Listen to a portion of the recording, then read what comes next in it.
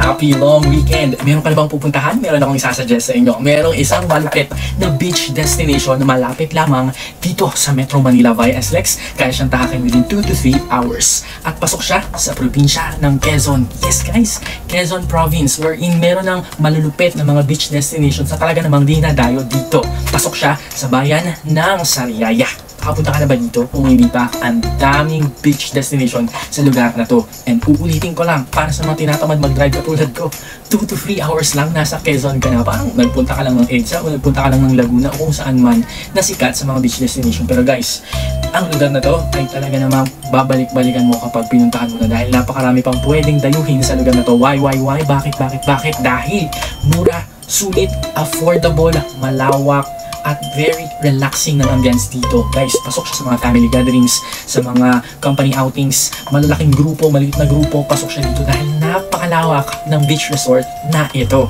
Interesado ka ba dito? Gusto mo bang malaman ng mga detalye kung paano pumunta at kung anong laman ng resort na ito? Yan ang i-share ko sa inyo sa vlog na ito.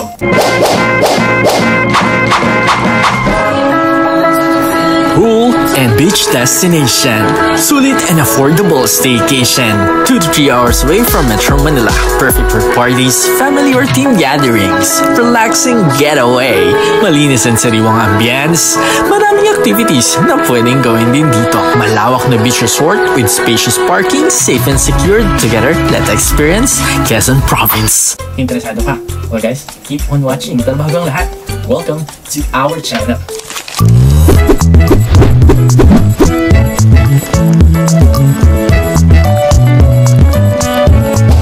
From Parañaque City ay bumiyahe nga tayo patungong Sariaya, Quezon via private car. Umalis tayo around 4 PM. Ang dapat exit ay Santo Tomas pero napa-exit ako sa Lipa. At piyesta nga pala sa Lipa kaya medyo na traffic tayo doon. Dumating nga tayo around 7 PM at ito ang bumungad sa atin sa resort na ito. Ang pangalan ng resort ay Dalampasigan Beach Resort. Kasama ko nga pala dito ang mga kapamilya natin sa dialysis center, ang mga nurses, ang mga patients at kung sino-sino pa ang nag-invite sa atin dito ay ang aming tech, si Sir Mike. Hello sa'yo Sir Mike, maraming salamat sa pag-invite sa amin dito. Plus birthday din kasi ng ilan sa mga kaibigan namin dito. Kaya naman nandito kami to celebrate. Pagdating ko nga ay nakapagluto na sila dahil galing pa ako ng dialysis ni Papa. Pagdating dito ay nag-celebrate agad kami. Kagandahan dito pwede ngang magluto at magdala ng mga inumin. Birthday to you. Happy birthday to you. Happy birthday, happy birthday, happy birthday to you. Happy birthday to you. Happy birthday to you. Happy birthday, happy birthday, happy birthday to you.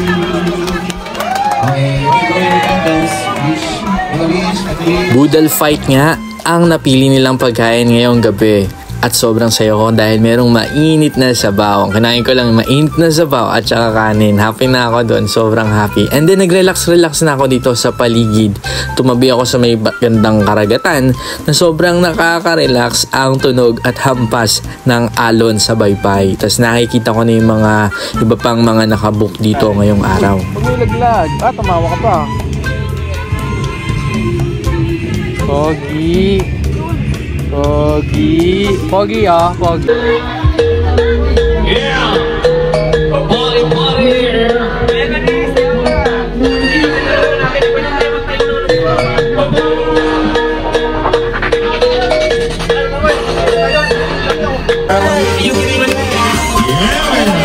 Well, now pay mine for mine.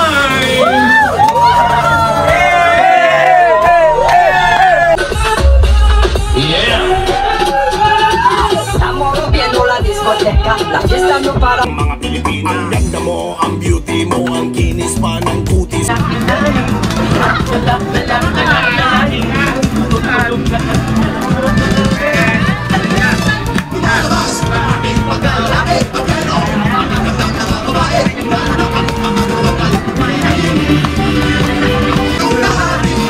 Nasulit namin ang gabing ito sa sayawan, kantahan, inuman at kainan. Kaso stricto sila dito. Pagdating ng 12 AM, tahimik na ang lahat.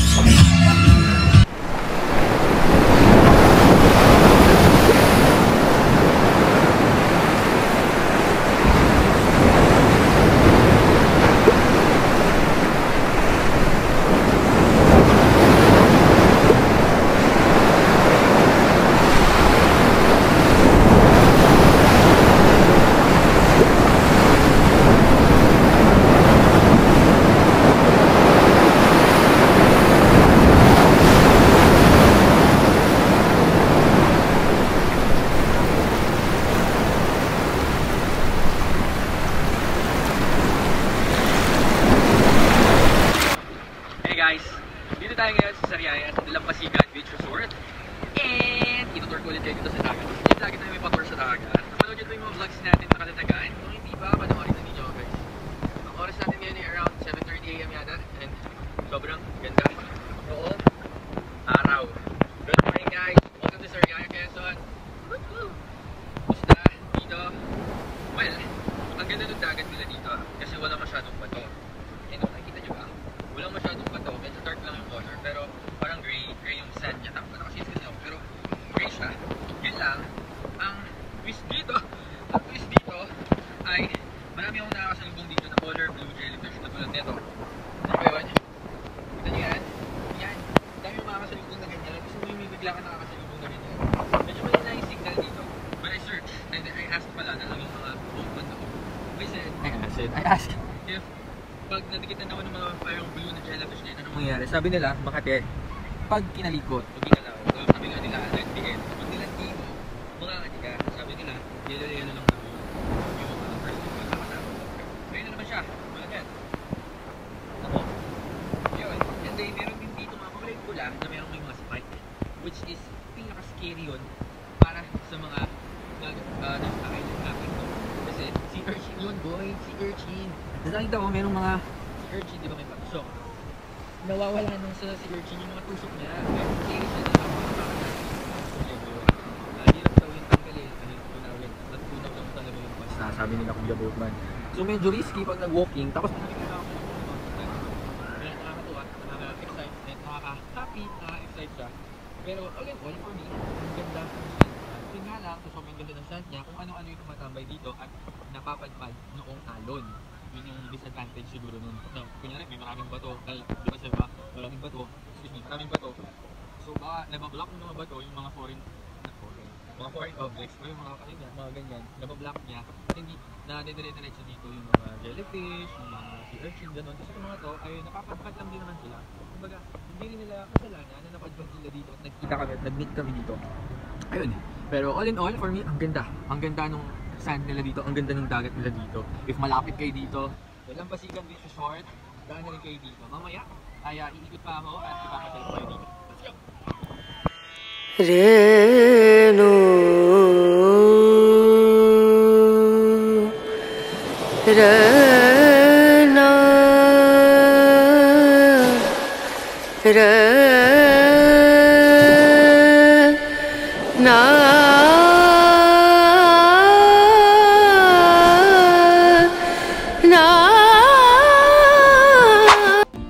Early morning ay namili sa malapit na palengke sila Sir Mike ng mga seafoods at ilan ng pang pwedeng lutuin ngayong araw. Yun nga ang kagandahan dito dahil pwede tayong magluto ng ating kakainin. Mas tipid, mas masarap. Ito nga pala yung itsura ng kwarto na binook ni Sir Mike. Sa paligid ay merong kainan namin. Itutour ko kayo sa paligid ng beach resort na ito.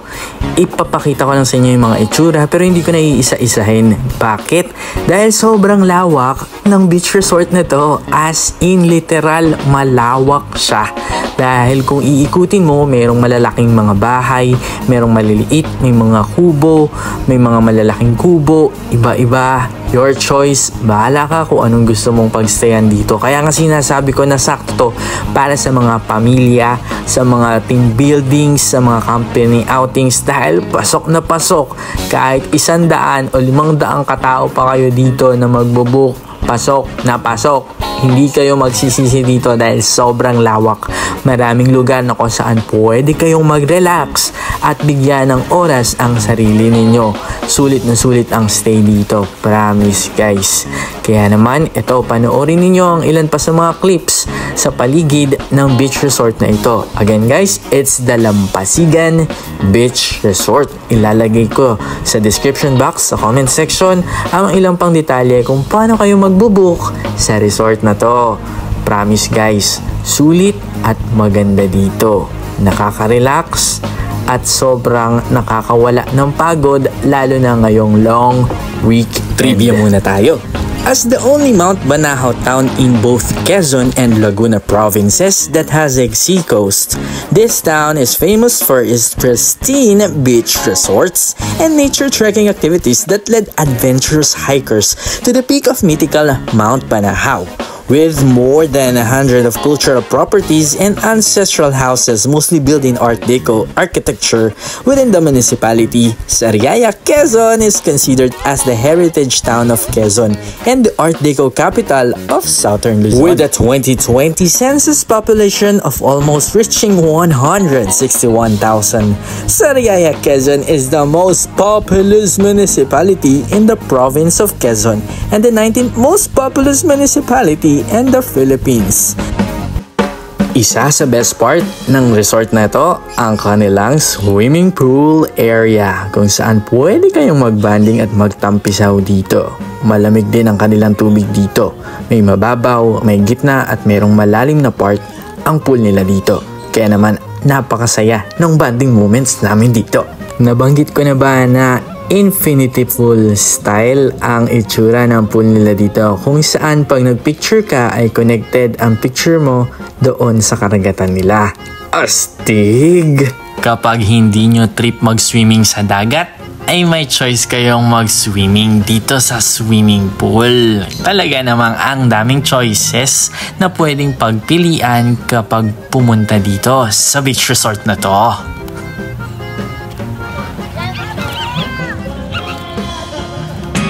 Ano pang iniintay mo? Isama mo na sa bucket list na dapat puntahan ang Sariaya, Quezon.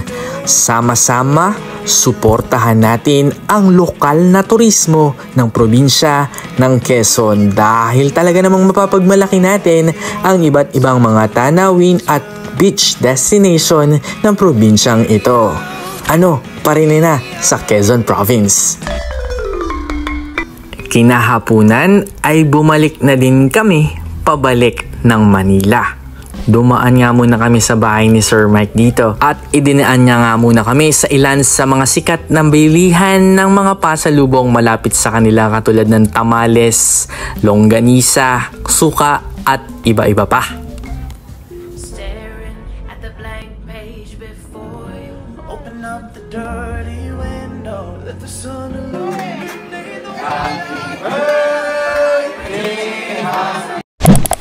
Uy, maraming salamat sa panonood ah. Please subscribe to my YouTube channel, like and share this video, turn on notification para updated ka sa mga next uploads natin at magkwentuhan tayo. Comment down below and please follow my social media accounts sa Instagram and TikTok. For more videos, visit my YouTube playlists. Maraming salamat po. All I want